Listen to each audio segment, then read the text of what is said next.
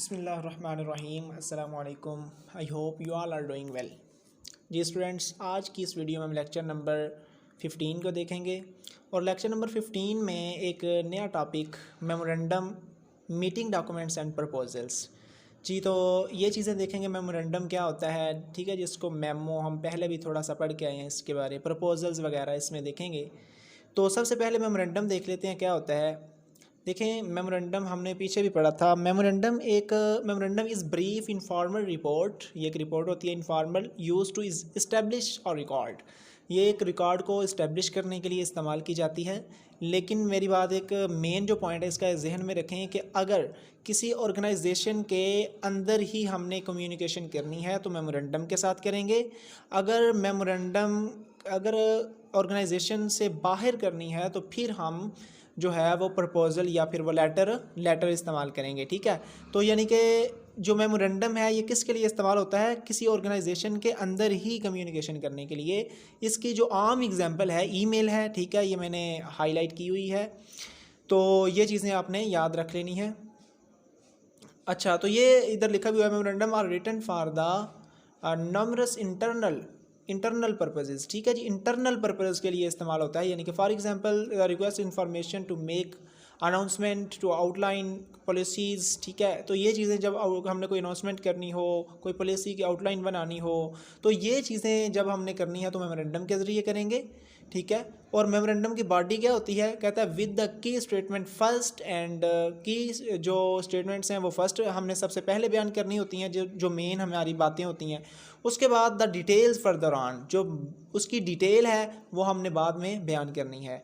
Begin with a brief summary statement in 1 or 2 sentences, 1 or 2 sentences। ये भी आपका quiz है।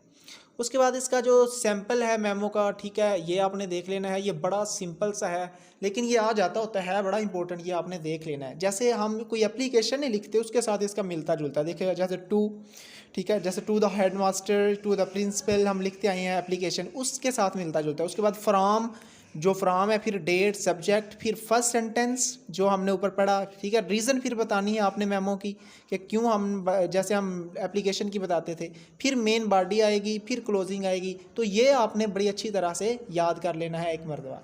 इसके बाद मीटिंग डॉक्यूमेंट्स, बड़ा इंपॉर्टेंट टॉपिक है जी इस लेक्चर का हमारा। मीटिंग डॉक्यूमेंट्स 2 किस्म के होते हैं, एक होता है एजेंडा और एक होता है माइन्यूट्स। देखें, एजेंडा और माइन्यूट्स में क्या डिफरेंस है, ये अब इधर हम देख लेते हैं। हम हाईलाइट किया, आप बाकी रीड कर सकते हैं। ये मैं आपको बताता हूँ। एजेंडा वो चीज़ होती है, जैसे हमने कोई मीटिंग रखी हुई है, ध्यान से समझना ज़रा।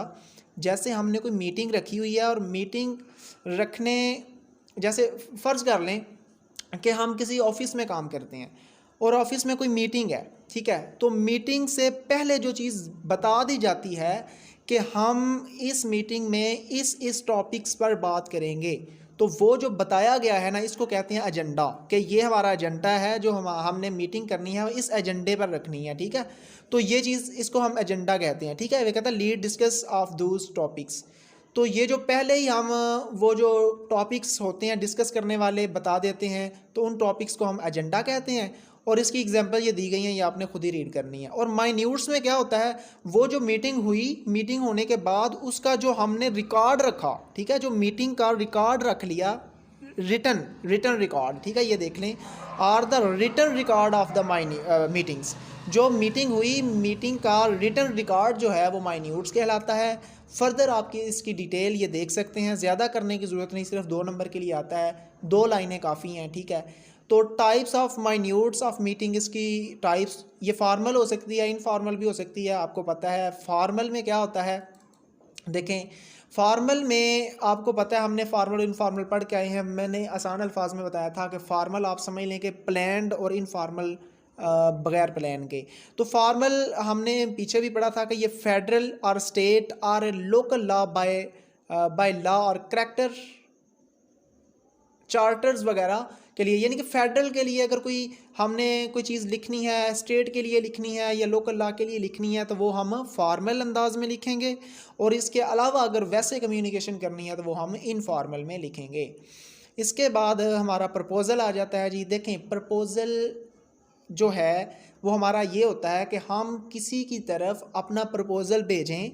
फॉर एग्ज़ाम्पल कि मैं बिज़नेस प्रपोज़ल ये होगा मेरा कि मैं अगर किसी कंपनी के लिए कुछ कर सकता हूँ तो मैं उसको प्रपोज़ल लिखूँ कि आई have an idea, I can solve your problem, मैं आपकी कोई ना कोई जो प्रॉब्लम है सॉल्व कर सकता हूँ, तो आप मेरे साथ मिल के ये काम करें, ठीक है। तो इसको हम कहते हैं प्रपोज़ल।